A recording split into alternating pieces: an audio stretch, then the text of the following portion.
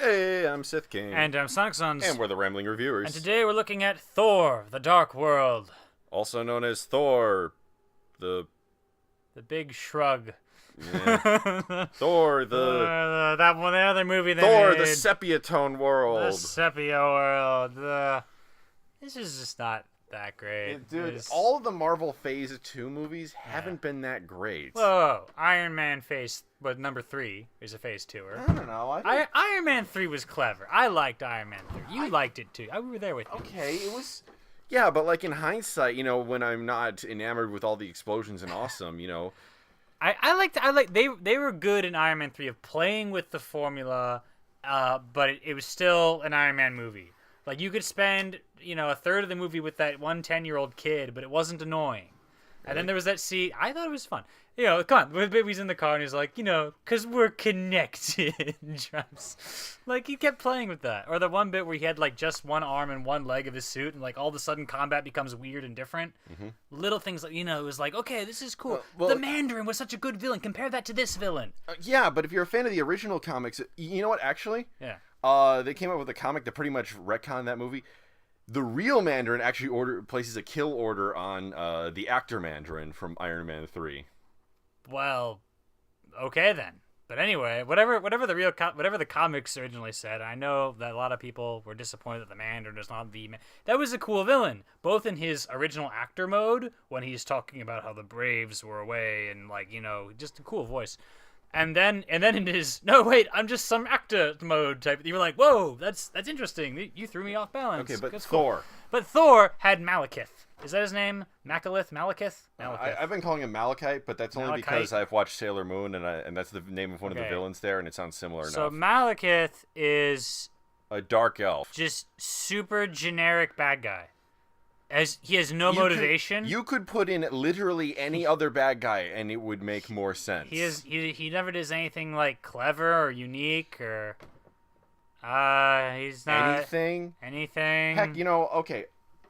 Obadiah Stane, Iron Man 1. He wanted to take control of the company. And he did it in some clever ways, didn't he? Yeah. He had the board vote against Tony and said he was crazy, and then he.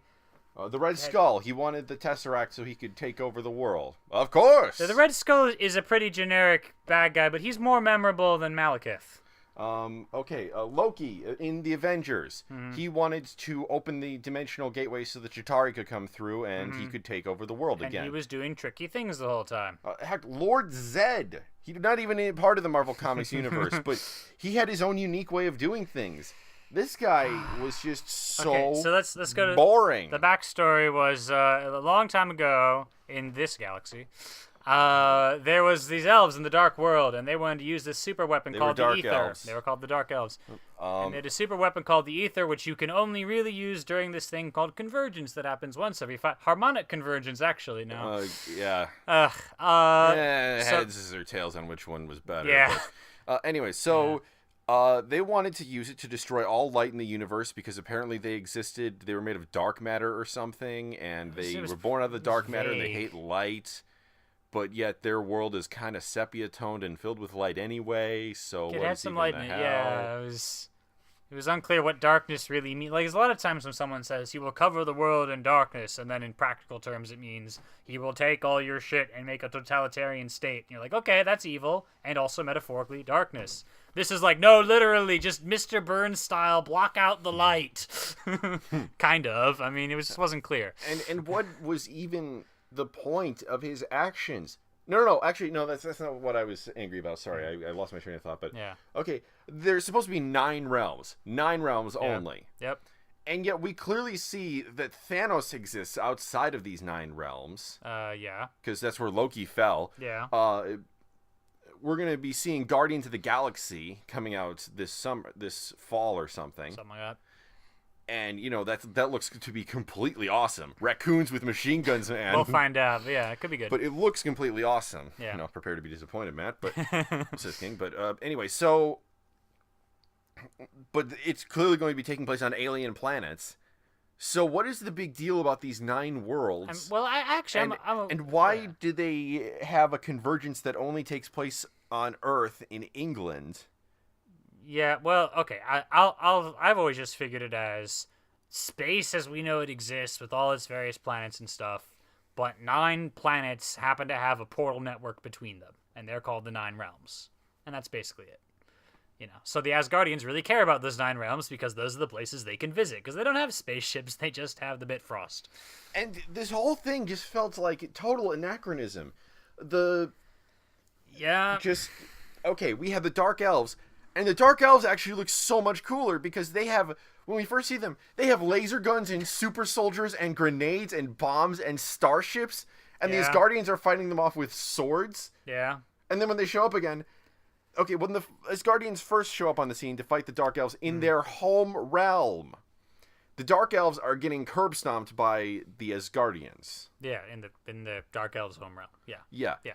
But when the Dark Elves go into the Asgardians' home realm, they start kicking the asses of the Asgardians and winning. So because they use guns and modern technology, and yet all of these... The Asgardians are doing worse. So basically, home court advantage is inverted among the 9 realms.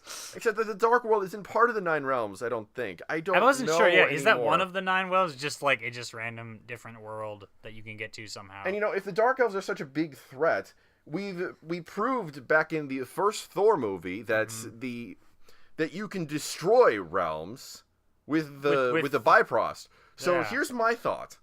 Okay, the Dark Elves are anathema. They have murdered our queen. Yeah. They are willing to murder every sapient life form in the universe. Yep. There's nothing else in their world. Yep. Seriously. Just blow it up. No. I did the thing. I'm sorry. I did the thing again, and I apologize. Yeah, like you said, just blow them up. They're irredeemably evil beings. Yeah. Unless the Dark World is not one of the 9 worlds, but then how does anybody get there apart from Loki's secret thing? And if everyone thought that the 9 realms, that the Dark Elves were dead, why did Loki go looking for them? And shouldn't Loki... Wait. When did he go looking for them? Well, he found the entranceway to get there, obviously. So. Well, he could look for their world even if he thought they were dead, just... Yeah. Curious where it is. So he somehow automatically knows how to get there. It just seemed a little convenient that Loki immediately knew how to get there. They immediately said, "Oh, he's in the Dark World," which was never been mentioned before in any of the movies. Yeah, and it's some weird name, Svorgen Heigl. We paused and tried to pronounce that for a while. It's classic Nordic name, lots of S, V's, which is fine. But okay, I guess we'll try and take this in order. So in the backstory, the Dark Elves were going to use the ether at the precise moment of convergence to basically blow up the universe. Basically, it's the same plot from Stolen Earth in Doctor Who, where pretty much. Davros wanted to detonate the reality bomb in the Medusa Cascade, which would cascade through all the realities and destroy everything ever. So, okay, yeah. So the Asgardians showed up, and they had guns too for a while there, I thought. No. Didn't they? I thought they had a couple of guns. Somebody had like a rocket. No, there was some... Whatever. Those were the orcs with bazookas. The orcs with bazookas showed up. Okay, so the Asgardians show up, and they kick ass, and in fact, there's like, say, 20 ships have to sacrifice themselves just to hurt the Asgardians. But the Asgardians also steal the ether away, and the world is made safe. And then it's like, oh, well, we cannot destroy the ether because it's too powerful. And I was like, we have to throw it into Crack Doom in Mount Mordor. And Crack Doom? Freaking me. The Crack of Doom at the Mount... What kind of cocaine are you on, man? Oh, Mount it's Doom. Crack Doom. Mount Doom and the Crack of Doom. Cocaine? Crack Doom. Wait, freaking... Throw it into the volcano. Fall it into the fire. Oh, wow, I'm going to look up all these terms again. Mount Mordor, that doesn't make any sense. Okay, so we sealed away in this weird rock someplace. Was that in the Dark World? I don't know. Because that would be really dumb if the place they hid it, the place where no one will look, is in the same place where the Dark Elves live. I mean, I guess they're supposed to be dead now, but... Admittedly, would you look in your own house for the lost city of Atlantis? Maybe, but... So, and then... freaking the convergence is happening, and Jane happens to stumble upon it, basically. Jane and her group are back again. And except they have an intern named, like, Ian or something. But here's the thing. Her group sucks. Like, it wasn't as noticeable before, but it's pretty clear that they just put these people in for comic relief. It felt no awkward. Other reason. It felt, you guys aren't really part of this story. You're just sort of shoehorned in. Darcy got kind of annoying. I guess you can see what they're trying to do there, but something about her delivery just makes these lines, like, a little more, why are you on the screen? And poor Eric Selvig, he was a hero. Yeah. He heroically fought against Loki's control the entire time and created a secret way so that the Tesseract would shut down the portal and save all of reality. We're talking about the Avengers here, not Earth this movie. In the Avengers. Yeah. And here, the first time we see him, he's gone mad. He's gone insane. He's running around Stonehenge buck naked on TV. Yeah, and you know something? I like the idea that, he's gone a little crazy because he had a god in his head. But let's, you can give the guy his dignity whilst crazy. He can be, like, suffering and, fighting through his illusions while he figures out the plan to help us all. Instead, it's more just, he's naked, ah ha ha, lots of pills. Because naked people are funny. That makes it funny, and this guy saved the entire planet. You remember Terminator 2, where Sarah Connor is locked up in an insane asylum? Never seen. Really? Wow. No. Okay, well, Sarah Connor was, had kind of saved the world, or saved herself at least, saved some people in the first movie, and then they thought she was crazy. So she's in an insane asylum, and she seems really violent to them because she wants to freaking, sort of get out and possibly save the world again. But you could see, like, she's a fighter, and we have respect for her, and all this stuff. Nope. He's running around naked, and he's not wearing pants in this other scene, and it does, and especially when the movie is Thor, and it's all about this grandeur, and Asgard, and a hammer, and kings. And the Warriors 3, and Sif. And stuff has got to be awesome. If you read the Thor comics, the Warriors 3 and Sif are awesome, and they're just totally wasted in this one. Which one is Sif? Sif was the girl Right, the one girl who tags along. Yeah. And is awesome also, but yeah, you can't even remember her name, but Sif was awesome. She was Thor's girlfriend. Yeah. She easily held her own like a dozen times. And the Warriors 3 just kick ass. They're just so funny in the comics. They didn't really... Okay, the guy with the long red beard we saw at the end, that was Volstagg the Mighty. He looks like a sumo wrestler in the comics, except, Nordic and red-haired.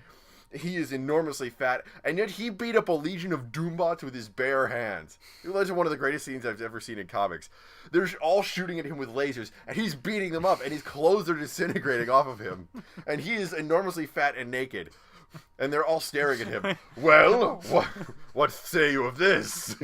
And everyone's staring, down, and they're like, so that's why he's called Volstagg the Mighty. And he says, well, make a painting, it will last longer. And he just gives no fucks, and he's wasted. The one scene he's in this movie is defending a distraction. Yeah, there's a better term for that. Sort of, I'll stay here and defend them while you run. He's heroically sacrificing himself, possibly dying for defense a or something. Distraction. And okay, so so we're going through this in order a little bit again. Jane, and the Dark Elves suck at piloting anything. We're getting there. Okay, so I just strange Jones for just doing it in order as much as I can remember. Partially because I'm trying to piece it together. So Jane happens to find this thing, which she is the sciencey type and kind of would run into it, I guess, but it's just kind of still pretty vague, honestly. Why would you touch it? She happens to be there. She happens to touch it. Yeah. It's a glowing red object that's manipulating itself strangely. Dude, 2 or 3 years ago, you know what you did? You saw the destroyer armor land outside your house and try to murder people. You watched on TV as the Chitauri descended from a space hole and tried to murder everyone on the planet. You have seen the news of Hulk and Iron Man. You'd think if there was anyone in the Marvel Universe who would know not to touch strange, glowing, mystic objects in an unknown location, it'd be a scientist. Yeah. So she touches it, it binds to her, and then she wakes up on Earth somehow. Yeah, 5 hours later. I guess she must have fallen. No. Because I was going to say she fainted, and maybe while she fainted, she fell to the Earth, but then she would have been found. So she had to have fainted where she was, stayed there for 5 hours, then gotten up, then come through the portal, and not realized. And then lay down again. And then lay down again. Not sure how that happened. And then Thor shows up. And Thor hasn't been around for 2 years because we blew up the Bifrost. Except, no, we didn't, because it's working fine now, apparently. And no, it was working fine. Heimdall, is that what's his name? Heimdall. Heimdall with an M? Okay, Heimdall. Heimdall is, like, guarding it because it's still there and needs to be guarded. Well, they fixed it, obviously. So they fixed it. So if they fixed it, why hasn't he shown up, like, on day one of it being fixed? Okay, before that, when she exits the building, it starts raining in England. I know, shocking, but actually, no, the reason why it rains so much in England... Me. But seriously, though. But, like, it's not raining around her for some reason, almost like there's a friggin' force field. It's a Thor thing. I'll just give him that. He didn't want his lover to get wet. Okay, but anyway, so, yeah. So Thor explains that, once the Bifrost was destroyed, the 9 worlds decided to go insane. Go to war. Now, I can understand that he was busy, like, stopping war by, winning a war, I guess. But you think he could just send her a note or something?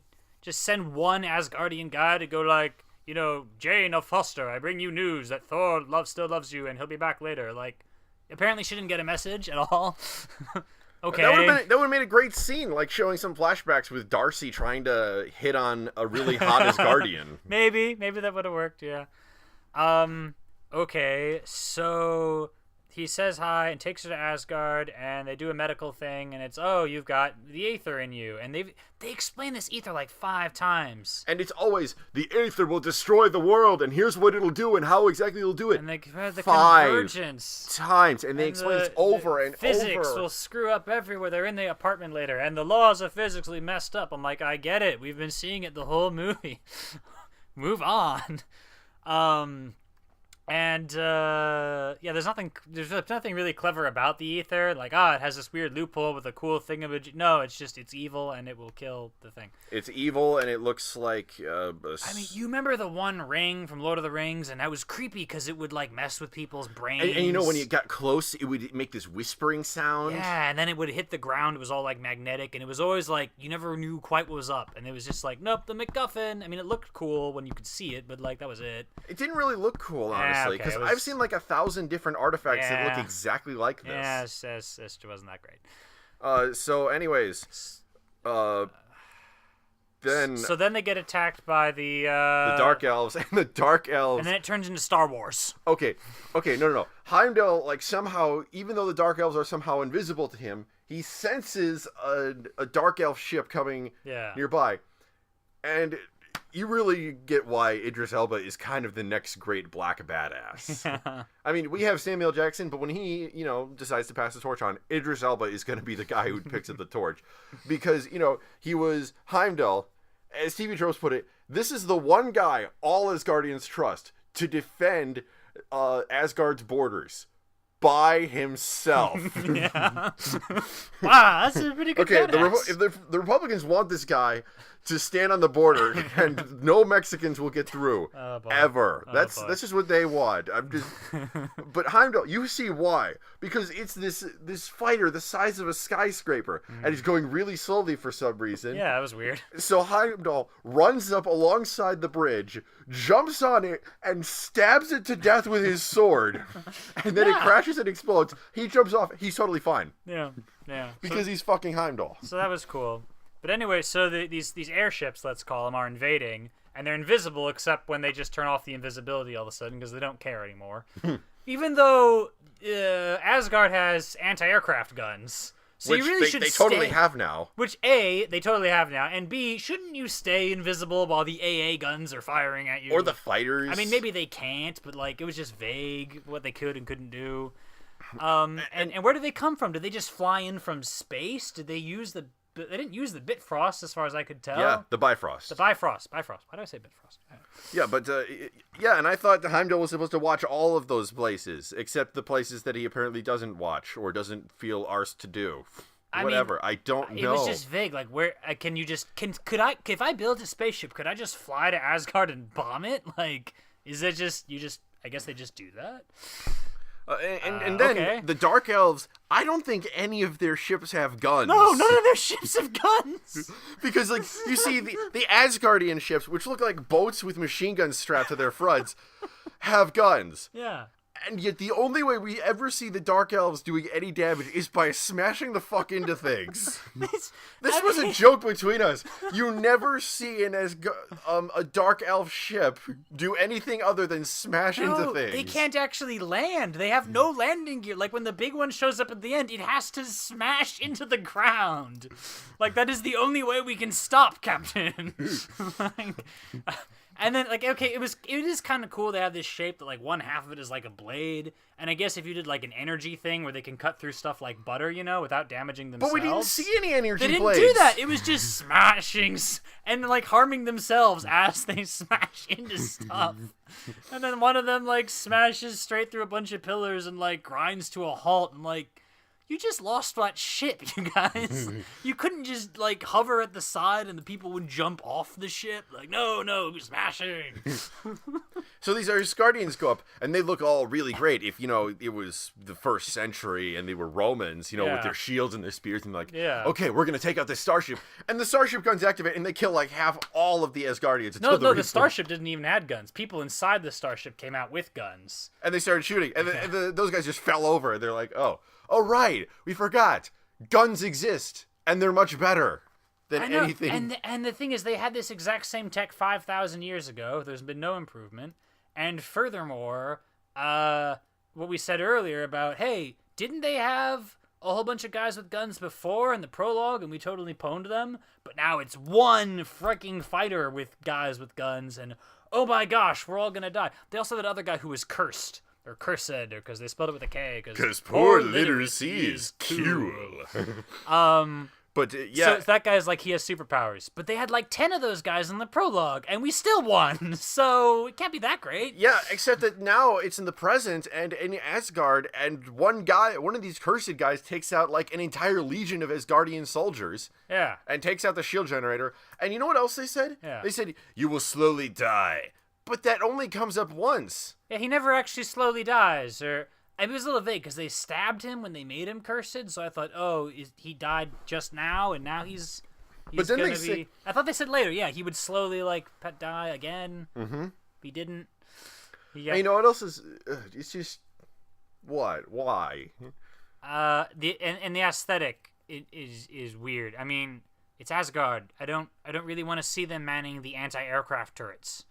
I want to see them like Asgardian mages slamming staves into the ground, and then like firing bolts of lightning. Lots of lightning coming from. It would be to have the same effect, right? It would shoot airborne vehicles if you still had those. Or pulling out bows and arrows and like whispering words, and the arrow turns golden, and it fires out and it destroys a fighter, even though it's like the size of a regular arrow. It changes course halfway through and does like a weird design that shoots like 3 things at once. You know what I mean? Yeah. Or it slams into a fighter, and then like it suddenly like the fighter is encased in an energy net, and it slams into the ground. Yeah, just make it look like Asgard style stuff. Do you remember we complained about the time of the Doctor, and they finally showed us the moment, the Time War, War, and it was like standard sci-fi fighting, and we were like, guys, let's do something timey. Let's do something that fits the setting. Yeah. This too. Do something that fits Asgard and not like it looks exactly the same as that freaking stuff from the time of the Doctor. Look, it's a guy running with an aircraft gun and some, it's a guy with a gun. Ooh, that's never been done in a movie. I mean, okay, obviously they're still wearing their Asgardian stuff. They still have their swords and everything, but it just all felt plastered together. It wasn't like just really well thought out. I also didn't get a sense of where we were, and did we have like another battalion over that way coming to back us up? It was just so these 10 focused. guys? You need larger scenes to show the landscape and layout of places. I needed a map. Yeah, and another cool thing is Odin sounding the call to arms through some like his voice echoes through the whole city, and you see a bunch of random dudes like suddenly grabbing their stuff and charging up to the. You know what I mean? It'd be great if they were like totally drunk and stuff, and they're like they hear Odin's call, and then they stop being drunk, and they're just like, I must fucking kick ass. That could be cool. And you know what? Odin should probably kill someone with a raven. Just saying that randomly. That's his thing. You'd have like a raven that just pecks somebody. Oh, you know what? Have a second cursed show up, and then like have Odin kill that thing with just in single combat, and like it looks like he's losing. Then these two ravens come down and claw out the cursed's eyes, and Odin just takes an advantage and wails on the thing. It's got to be like a motherfucker to the scene. Also, Heimdall activates the force field. Two things. It moves very slowly, and there's this one ship. This is so terrible, right? Because it's like you're coming up from the ground, going very slowly. Yeah. And one of the aircraft comes in and totally could just go up 10 feet and then go around it. But it just slams into the shield. Like, you guys are so stupid. Stop doing that. Dude. If this was a trait of their society, make that clear that sacrifice was intended to be a thing. Yeah, show in the original battle like they had similar shields and other fighters slamming into them in waves and punching through the shields. No, this wasn't. This was just you looking like idiots. Yeah. And then like not even 5 minutes later, the cursed walks up to the shield generator and smashes it with his bare hands, and the shield goes down again. Well, that was really friggin' essential. I know. Because the only times you saw the shield was when it was going up and when it was going down. And it was like, does nobody guard the shield? Like, I kind of assumed. No, there were guards. There were the trail of guards that were dead. But I just assumed, and this is again the geography thing. I thought the generator was near Heimdall. And I was like, why didn't Heimdall show up? But I guess it was different from his location. Yeah. And that's just weird. Okay. We don't have any sense of scale in this movie. Not really. So they're fighting, and they're trying to get Jane so they can use her. And Frigga, the Thor's mom, Thor and Loki's mom. Right. That was probably the most incredible fighting of the movie. Just in terms of fight choreography. Just for like 15 seconds when she's got that blue sword, like suddenly it felt more real and more fluid. There were previous times where I'd see someone, trip somebody, and I'd be like, no, you didn't put enough energy into your leg to actually trip that guy. Like, that looked fake to me, like a little bit, Yeah, and then eventually the cursed and whatever, they stab her. Like, she totally had the chance to slice the guy's head off, but okay. Yeah, could have saved the rest of the movie. The rest of the movie. That'd be a pretty cool ending, just suddenly, my mom killed the bad guy. Well, Thor, all right then. My mom upstages me. Thor, the dark world in which my mother upstages me. So she gets killed, and I was like, wow, I wish I knew Frigga. Man, I'm terrible with names. I wish I knew her better, and then her death would mean more. And then they switch straight to Thor smacking a guy in the face with an electric hammer, so he becomes Two-Face. Yeah, the Malekith. Yeah. Malekite. And he just. And then Malekith retreats, runs away. And then the idea is we run away, but then we're gonna regroup and attack Asgard again. I'm like, you were winning already. Why don't you just you killed the Queen of Asgard? Just keep attacking them, like you killed the Queen of Asgard. You have a prisoner riot in the lower levels. Yeah. You have like a trillion to one things you could be doing. It wasn't clear that he had lost the battle. Like that'd be kind of interesting. Like if he's losing the battle, he's losing, but then he breaks into that one room, he kills Thor's mom, and then he has to run away because he was losing to begin with. But it looked like he was winning to begin with, so okay, once you've escaped physically from Thor, why don't you just keep attacking with the rest of your guys? And then why doesn't the Cursed let Loki out of jail? Is it he just assumes Loki is going to help out? But he says later he's an enemy of Asgard. Well, let him out then with all the other guys you're letting out. Maybe he just hates the Asgardians so much. I get it was vague though. I honestly I hoped it was he's letting off all these prisoners. He sees Loki and he's just like, okay, even I have standards. You're a bastard, man. I'm leaving. But that wasn't it, as it turned out. It was just very random. I don't care. Tom Hiddleston. Wait, this is Tom Hiddleston. Oh God, I hate that guy so much. Oh, fuck him. That was, yeah. That'd be me, I don't like Tom Hiddleston. Don't you? Look, he's an okay actor, but I think he's been way overhyped by the internet. He has, yeah. Yeah, it's just like, everyone's like, oh, he's so dreamy. Really? Because he kind of looks like Severus Snape after, like a young Severus Snape. Yeah. And he looks like a grease bucket, so yeah, no. There you go. So then it's like, okay, so the enemy has retreated for some reason. And then we're going to set all the boats on fire and send them over the edge. Okay, that's a fine funeral scene fine. idea. Like, I wish I knew everybody better so the funeral would mean more and would be really sad. Otherwise, it's just like every other red shirt. It's just like, look at all the red shirts that died. Shrug. I didn't know any of the... You can do things like that where you introduce these people and get to know them personally, and then, oh, Stevie McRedshirt died, but I knew him, so like that means something to me. Yeah.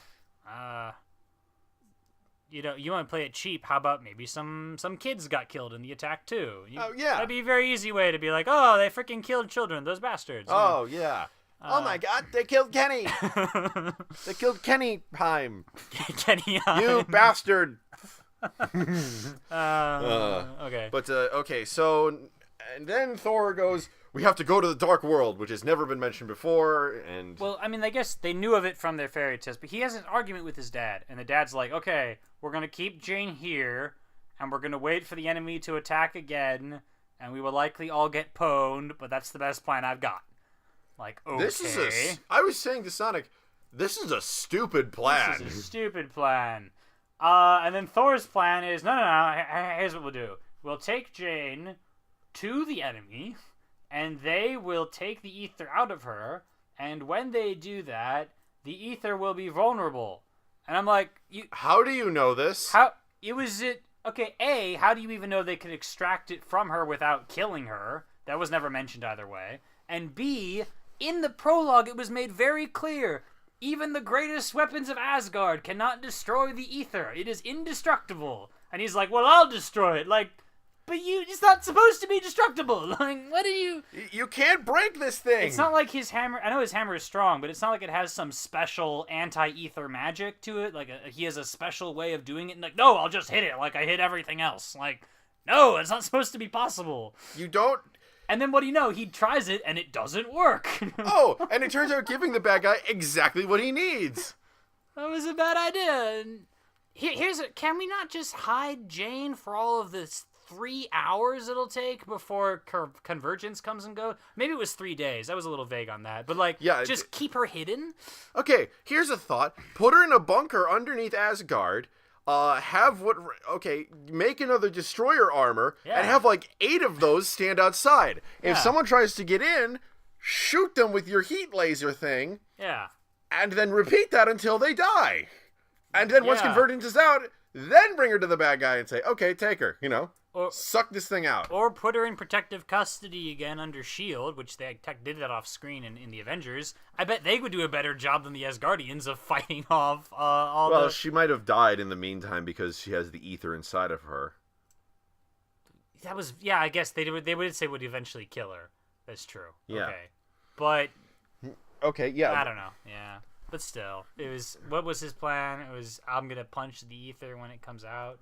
Yeah. Oh, yeah, that's really going to work against a thing that later is revealed to be as strong as the Tesseract. So then they're planning this whole thing with Loki and we don't trust him, but we need... Let's actually go over that, shall we? Okay, we have to get to the Dark World. How do we do that? Well, is the Dark World one of the 9 realms? If it is, we should be able to get there with the Bifrost. And if it's not, then... There are other ways to get to places. I mean, we proved that there are places outside of the 9 realms back in Avengers. I mean, Loki went to some of them when he was working with Thanos. Yeah. Well, remember, because he shows up in the Avengers and it's like, apparently you got enough dark energy, which is apparently like a shortcut that gets you around the Bifrost, I guess. Can you use dark energy to get to the Dark World? Maybe. That would seem appropriate. And I brought this up to Sonic earlier, Wait, did we do this in the review? Why can't we just aim the Bifrost at... No, you haven't mentioned that yet. If it is one of the 9 worlds... Okay, in the original Thor movie, Loki had this plan that would utterly destroy Jotunheim so that he could become king by wiping out the enemies of his people. But it turns out that the people of Jotunheim, there were good guys and bad guys. That's just how it goes, you know. Except that we know the Dark Elves are completely and totally 100% devoted to the destruction of not only Asgard, but all life in every existence ever. Mm-hmm. Heimdall said, I can see 10 trillion souls out there. That's 10 trillion souls. 10 trillion sophiant life forms that are going to be wiped out by the Dark Elves. That's what they plan to kill. I'm not one who would say nuke the fuckers. Actually, I sort of am, but I like to reserve it for people who absolutely deserve it. Here's the thing. If they're absolutely devoted to destroying you, and you know that they're located in a specific area, then aim the Bifrost at that area and keep firing the Bifrost until it explodes. And maybe they can't do that, but that's, again, part of the vagueness. Like, what can and can't we do? I don't know. And what about that ice block thing that shoots and turns people to ice? Why didn't they bring that along? That seems like a thing that would be massively, unbelievably useful. That might be helpful. We're here to... Yeah. Okay, now I've extracted from... Ice to meet you. So it just suddenly became ill. But the only way we can get to the Dark World is Loki. Because we all know Loki has a way of getting to the Dark World. I mean, I understand that Loki might know some things you don't, but how do you know specifically he knows how to get to the Dark World? I don't know. Here's a thought. Okay, take his cell and say, Loki, tell me how to get to the Dark World. Then if he doesn't immediately respond, you start draining the oxygen from his room. Don't say you can't do that. You are fucking magic and you can do a whole shitload of things. Yeah. Or better yet, start hitting him with your hammer until he talks. Puny God, yeah. No, bring Bruce Banner into there and say, hey, Loki. And then when Loki starts cringing in fear, have him get closer every time he doesn't tell you something. Then we send a gerbil or a hamster through the gateway to make sure that it doesn't explode the person. Then go through and kick ass. Yeah, and then it was... No, because they mentioned, didn't they? Well, okay. There's a couple of things here, because he talks to Heimdall in a bar, and he's like, why aren't you guarding the thing? And he's like, oh, the Bifrost has been closed. And it's like, oh, right, because we don't need Heimdall standing guard over the city. Like, guard the city, man. You just mentioned the evil ship could be right above your head. I want Heimdall here 24/7, thank you. Do not send him to the bar.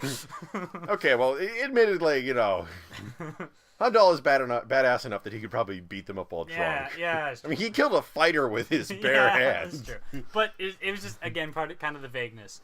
And then, I don't know if they said this or not, but I think maybe they said that part of the reason they needed Loki was because the Bifrost had been closed.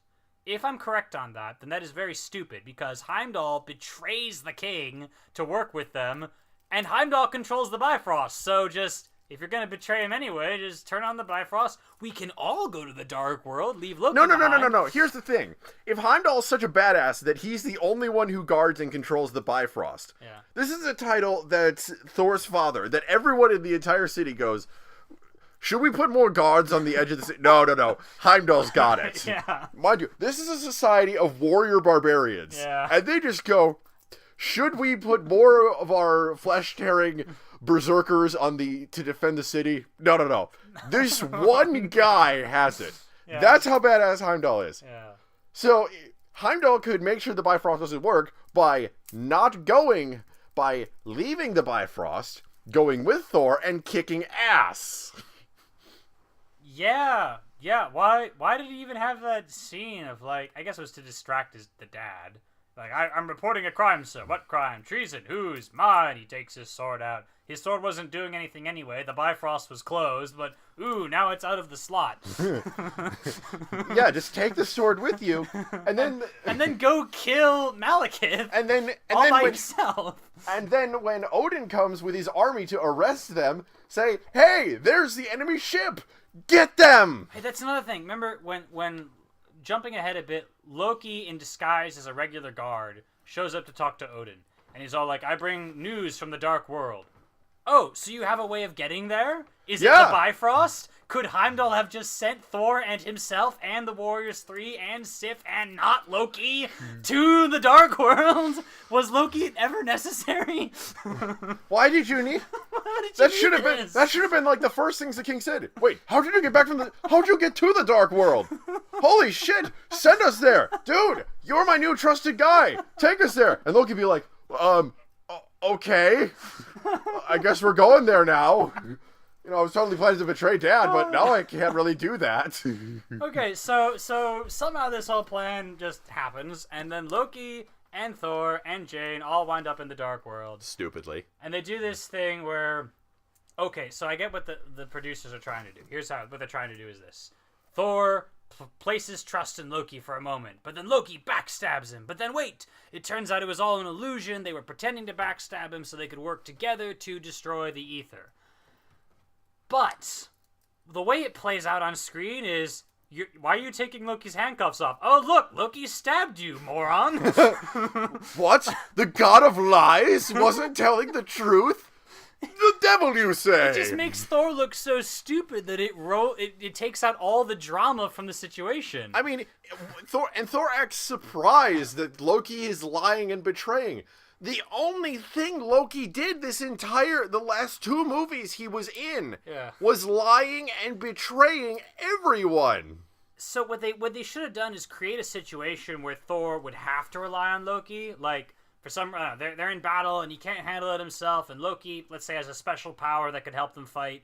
And, okay, fine, as a desperate move, then I'll release your handcuffs. And then Loki stabs him, and you're like, oh, Thor got stabbed, but curse your sudden but inevitable betrayal. But then you'd at least be like, okay, Thor was forced into it. In this case, okay, I get it. He did it as part of a secret plan, but in the moment when it happens, it looks so stupid that even when they reveal the secret plan, you're like, but that still looked stupid 5 minutes ago. Just so you know, that was still a really dumb moment. And what is wrong? Yeah. Oh, and then Loki pretends to sacrifice himself to destroy the Cursed. Yeah, with a grenade. My only weakness. How did you know? And yeah, there's nothing. Grenades. Like, again, it was a black hole thing, which is cool, but you could tell it's a grenade. Be more creative. Do something creepier. I don't know. Aside from, look, it's that thing. He turned it on, and now he throws it, and then it kills people in a radius. Like, I've seen that. Yeah, I've used that mechanic in video games. Yeah. Heck, it's a upgradable power in Mass Effect. Yeah. You can create a singularity. Ugh. Yeah. But okay, so then he pretends to die, and I say to Sithking as he's dying, like, but see, I have no idea if Loki is dead or not. Like, I say totally deadpan, and then later on, oh, look, he's not dead. Oh, look, the known illusionist and liar wasn't really dead all along. How surprising. You know, the one time I really liked the illusion thing was when he's in the cell. Oh, no. The one time I really liked the illusion thing... Oh, I'm sorry. Oh, well, that's true. Okay, well, the more dramatic version of it was when he's in the cell and he's like taunting Thor, and Thor's like, seriously, no illusions. And then Loki is actually just like sitting back at the wall with his hair muffled, and he's destroyed the furniture. And you were like, oh, interesting. Like, suddenly I know a little bit more about Loki's emotions at the moment, and something like, whatever. And then your thing was the... Okay, Loki rather sensibly says, okay, Thor is escorting Loki out as part of the plan. Mm-hmm. But Loki's like, hey, wait, why am I not in disguise or something? Wouldn't me being out of my cell be a massive red flag to literally every goddamn person that something is massively wrong? Yep. And so he says, okay, I'll disguise myself. And he turns himself into a random guard. He's like, yeah, okay, this is better. But wouldn't this be even better? He turns Thor into Sif using illusions. He says, no, this still doesn't feel right somehow. I forget what he turns him into next. He said, no, still not right. So he turns Thor back into Thor, and he turns himself into Captain America. And he's like, oh, yeah, this feels pretty good. I feel the confidence. Come on, let's talk about loyalty and truth and patriotism. And Thor pins him against the wall, like, shut up. So that was kind of funny. Yeah, that was pretty funny. But, it's, it was supposed to be all dramatic. He died, but no, wait, he's not really dead. But, like, I don't know. Part of it's just because so many things didn't add up to that point that you're just in this mode of, like, whatever. And part of it is, I guess it's so easy for him to be the trickster. Like, he doesn't ever have to do something really clever with it. It's just, oh, look, it's an illusion. Again. He always does that. It's an illusion and a lie. An illusion wow, and a lie. Who saw that like, coming? You know... Have him tell the truth. You know, that way it's more surprising when he lies. That would be interesting, yeah. All it makes everyone else look is stupid for believing him. Pretty much. My dear brother. You know, it'd be a great scene? Oh, my dear brother, you gave your life bravely. Snap! Oh. Why did you snap his neck? He was already dead. Well, now I'm making sure. Oh, see? The illusion's going away. He was faking it the whole time. Yeah. Yeah. So they find, magically, the one cave that leads to the lot from earlier that they were at. What? They just walk into this random cave, and it's like, oh, I have cell phone reception. Oh, we can get through here. Oh, we're back on Earth. Like... And the entire freaking dark world? Are you kidding me? You know, it'd be funny if they go through the thing and then they wind up falling like that one Coke can. Okay, here we go. Shit! Forgot this thing is not convenient that way. And this whole time they've been cutting out of this deep, intense plot. Well, it's supposed to be deep, intense. But okay, you know what I'm trying to say. To go to Darcy and Ian, who are trying to get Eric Selvig out of jail for running around Stonehenge buck-ass naked. Yeah, that didn't really seem to fit thematic-wise. Yeah, not at all. And he just happens to have these MacGuffins that will fix the world, and like... Yeah, he managed to design these spikes that will prevent the world from merging with any others. Okay, I'm calling bullshit right now. You're telling me that you managed to create a device that the Asgardians, who have been around since the dawn of time... couldn't come up with that would prevent this whole fucking thing from happening. And he didn't even need like a tesseract or something to power it. It was just like battery powered. Like you just need some double A's. This is like nothing special to these thingamajigs. You're like, really? Yes, okay. Really? I can create a gravity pulse bomb that randomly teleports people all around the place. But fucking flying is out of the equation. I can't use a gun. Well, yeah, and that reminds me of another exposition scene. He does the lecture, which is kind of funny when you're like, oh, he's in insane asylum. We didn't realize or something like that.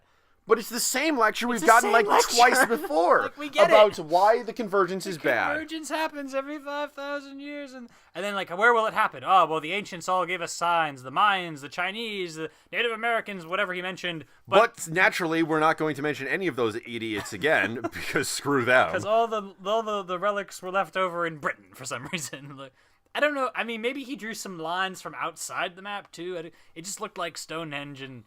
It's so vague. It's just so vague. But okay, it's happening at Greenwich, and we can't just call S.H.I.E.L.D. or something, because, I mean, that's... it's not like S.H.I.E.L.D. has any experience dealing with invasions from other planets using portals. Oh, wait, that was the plot of the Avengers. I'll give you... That is something that every it's the crossover problem, essentially, right? It's the Superman stays out of Gotham type of thing, but for some reason, when we're doing a solo mission, the other heroes just kind of cease to exist. So, like, Iron Man kind of had that problem too, honestly. But in that case, you ignore it because the rest of the plot was so good. Like, well, just assume that everyone else doesn't exist for the purposes of this movie. Okay, and I can kind of understand. The other established heroes might be... and they might be busy. Captain America was probably busy doing, like, some undercover mission against the Taliban. Murdering Osama bin Laden. Yeah. Yeah, in this universe, it wasn't SEAL Team 6. It was Captain America. The Hulk, he's working for Tony Stark at this time. Tony, this was just after he had his breakdown and was probably still trying to get his life together. Well, Tony is in that movie. You're talking about Iron Man, aren't you? I'm talking about. Oh, in this movie. One. Okay, yeah, Tony. Okay, so yeah, there's some excuses. It's true. Mm-hmm. But even just the British military, they're not around. Like, they send 2 jets. To fight an alien artifact that's. Yeah. Warping the fabric of space and time. The last time an alien artifact was fought, it required a god, the most technologically advanced human on the planet, the Hulk, and 2 assassins. Yeah. And Captain Goddamn America, plus an entire city's worth of army and police and SWAT officers. That was basically the and that was the Chitauri. And mind you, the Chitauri were not that great of villains. I mean, they were very creepy and stuff, and they were badass, but they seem kind of weak in comparison to these guys who were ripping apart the fabric of time. Well, I guess the fabric of time was ripping itself apart anyway. But yeah, you know, just the funny moment was when they launched those 2 missiles and they go off course because space-time says so, which kind of did feel like, because the main characters have to fix the plot. Buzz off, you two. But then later on, those 2 jets appear again, but they're in the distance. And for a second there, we thought it was the missiles. And they were going to ram into London and, like, kill a zillion people. Like, because the missiles maybe were locked on that location. So, like, an hour later or 10 minutes later, you know, they come back and just hit Thor and his friends. Like, oh, crap, never mind. Well, he's not coming back for Avengers 2. That'd be terrible. Okay, so, but then the bad guys show up and they have to crash because they can't land anywhere. This is why we can't have nice things. And Thor shows up, and he just takes a few hits for a while. Like, Thor, you gonna fight back? Thor, hey Thor, maybe you should throw. There, he threw the hammer at him. Thank you, Thor. Yeah, and then they had this weird thing. It was like Portal, where they were being teleported all over the place and fighting.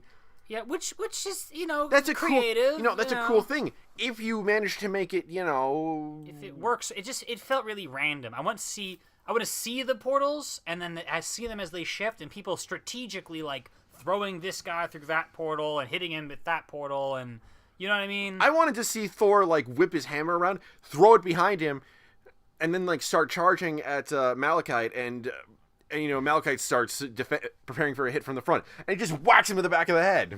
Yeah.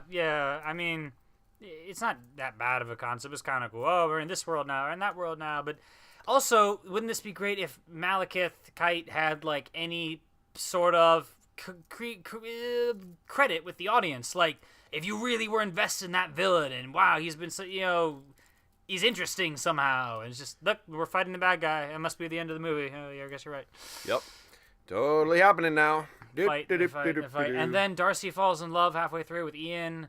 They tried too hard for the comic relief at the climax. I'm sorry. Oh, yeah, they definitely It was like, and then these 2 are kissing, and then, oh, they're kissing in front of you, and then, oh, they teleport away, and then, oh, Thor's on a subway, and that girl kind of bumps into him because he's hot. And I'm like, fate of the world, anybody, you know? Dude, I mean, I get it, but don't push it too far. I mean, yeah, there were funny scenes in the Chitauri battle. Yeah. But, you know, and there were funny scenes in the Iron Man 3 final battle. There were even a few humorous scenes, dark humor, mind you, in the final battle in Captain America: The Winter Soldier. They were very few, but still. Yeah, a little. Yeah, that is a great contrast. Because that felt like it kept the theme going. It felt properly intense. It was funny in a way that didn't distract from the action, as opposed to the subway scene was like, we are now stopping the action. Please wait for the action to resume. Okay, one funny scene where they did do it correctly was when they were both, Malachite and Thor were teleported onto this egg-shaped tower, and they're scrabbling out the windows. Everyone's just staring at them as they just fall down, and you can tell both of them were going, "Oh shit! Oh shit! Oh shit! Oh shit! Oh shit! Oh shit! Oh shit!" Yeah, that was okay. It was funny. Too many of those added up though. Just like eventually, like, you guys were supposed to be epic, and I don't know. Yeah, and so you gotta do right in editing. Yeah, trim the stuff when there's too much of it, and that applies to the exposition too. Yeah. So, and then finally they win the battle, and fortunately, they have the end boss win condition where, you know, once they kill Malachite, he's teleported to this other dimension, and his tower starts collapsing, and it looks like it's going to fall on Jane and Thor, but that doesn't happen because it's also teleported to that dimension and lands on Malachite, and so he's dead once and for all. Yeah, where did the ether go? Did it just go with Malachite when we teleported him away? Yeah, and later it shows that Sif and the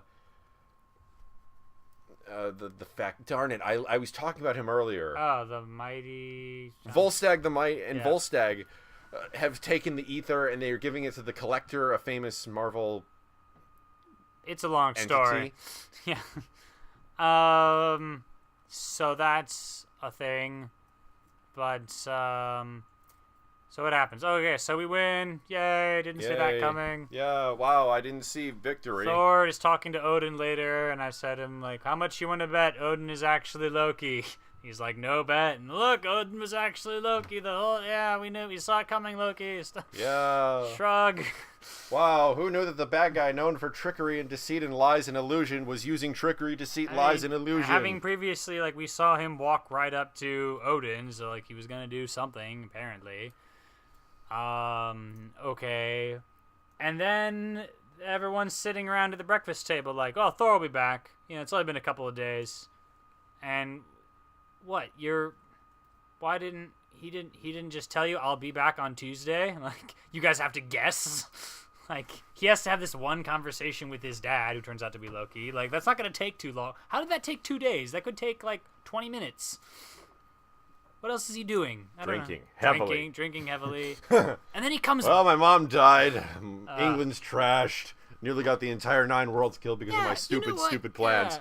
I'm gonna drink my troubles away. I didn't feel like he was mourning the death of his mother throughout the movie. They mentioned it with him and Loki. I feel sorrow too. You look exactly the same as you always have. Yeah, Thor is a fairly flat character, unfortunately. At least in this portrayal, yeah. It's not terrible, but you could have done a lot more with some close-up shots of him, really grieving and struggling and just whatever. And it could be a darker movie for a dark world, wouldn't that be? And then what would be nice?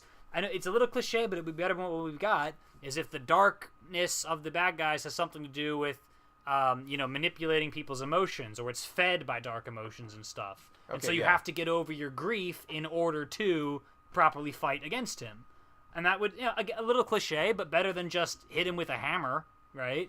Have some emotional development as he gets through it, point. Because immortals, or near immortals, the death is kind of foreign to them. It could be something he really struggles with for a while there. Except they make it clear that, as Guardians are born, they live and they die. Yeah, that's true. So, I don't know. That was just a random thought. They seem to go back and forth on that.